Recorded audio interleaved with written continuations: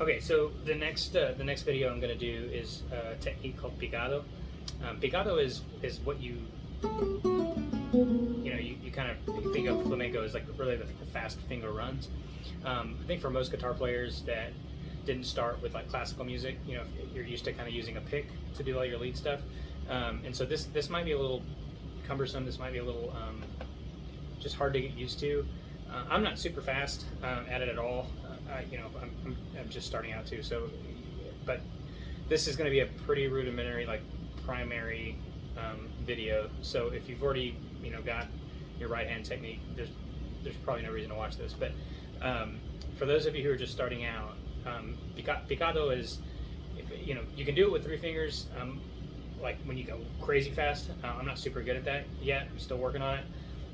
But I'm just going to do the 2 finger, and really like don't even worry about this hand. You can mute your strings and just do this all day long, up and down. You can pick a chord, and you can just play up the chord.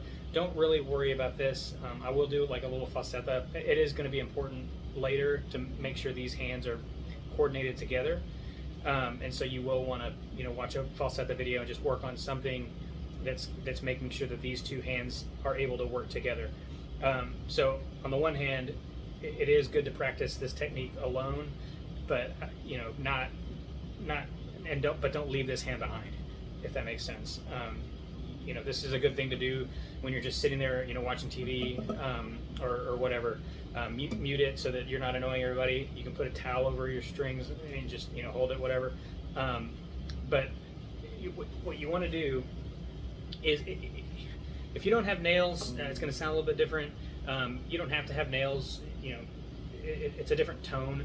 But if you do have nails, be careful about the length, because they can get caught on the strings, and it can be hard to go as fast as you should, because your nails are kind of getting in the way.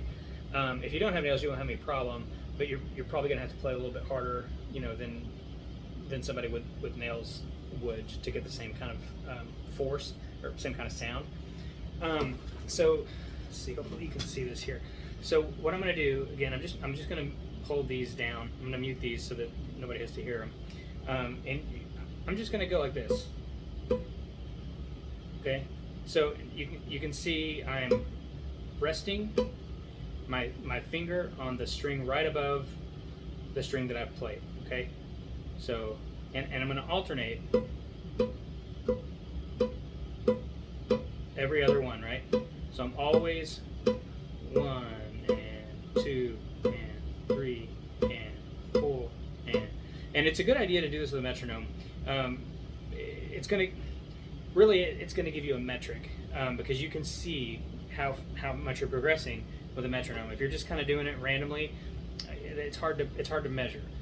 So if nothing else, a metronome is going to help you track your progress, but it's also just going to help you keep good time and make sure that each of those is on a beat, or is on on an upbeat or whatever. But it's just going to get you kind of in the habit. So as much as possible, play with a metronome. Again, if you're sitting and watching TV, whatever, like you're not necessarily going to have one, but try to keep good time. And again, and I don't have a metronome because I'm recording with my phone. So, but anyway, so again, you want to start on your high E string, and just again, you're gonna pull up to that next string, and then you're gonna hit with your middle finger, and the same thing. Then you get this finger ready. So every time this one finger plays, the next one's getting ready to play, right? And they're just kind of walking. And again, same kind of thing. Your motion needs to be coming from this big knuckle here. Don't try to go. It's not a pulling. You're not pulling the string. You're basically pressing through the string like this. Okay. And you're gonna get faster and faster, right? But you start out slow. I mean, don't rush to get fast. I doubt any of us are ever going to be the next Paco de Lucia. So just play where it's comfortable, and get steady. Try to get a good tone, and then where you want to hear it, you want to hit it, like you want some nail and some flesh, a little bit of each. You don't want it to be all flesh, and you want it to be all nail, but you just a little bit of both. So after you kind of can do this one, then start going up.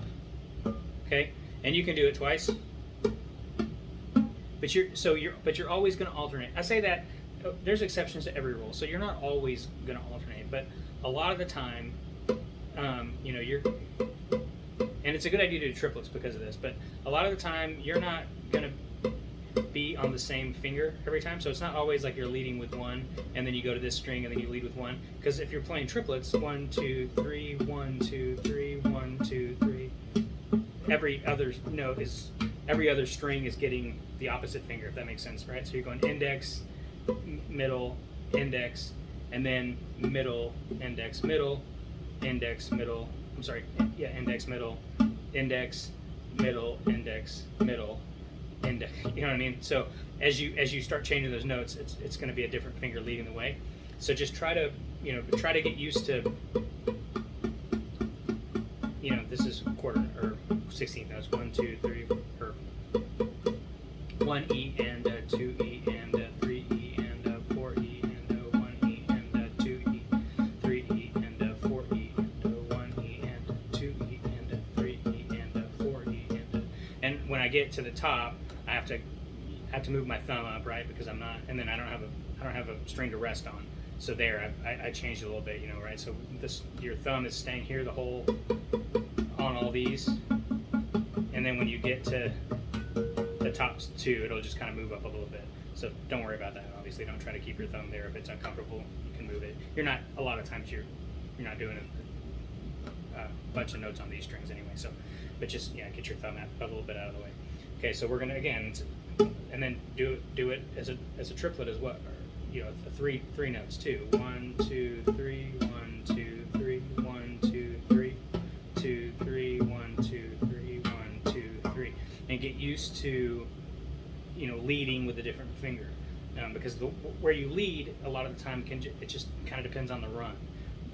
Sometimes it makes sense. Usually your middle finger is longer, so a lot of the times it makes sense to lead with that note, especially when you're playing a higher string, just because it's going to be closer there kind of naturally.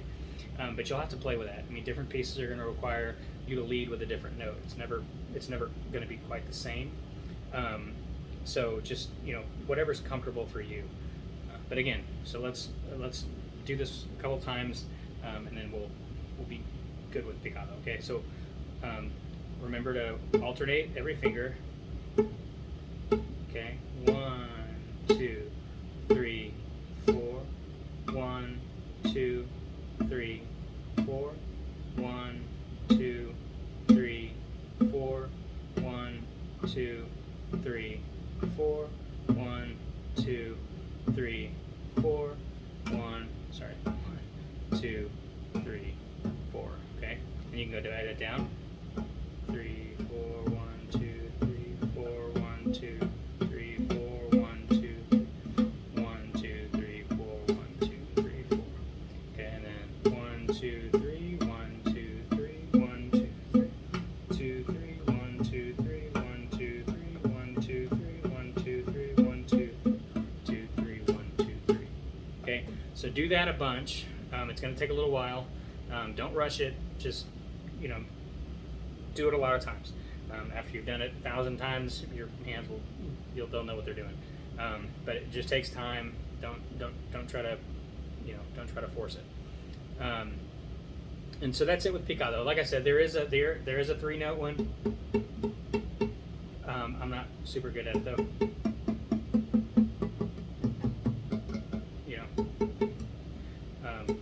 And as you get super fast runs, you may need to do that. But I don't. My left hand can't go that fast anyway, so I've never had to use it. But anyway, so that's Picado.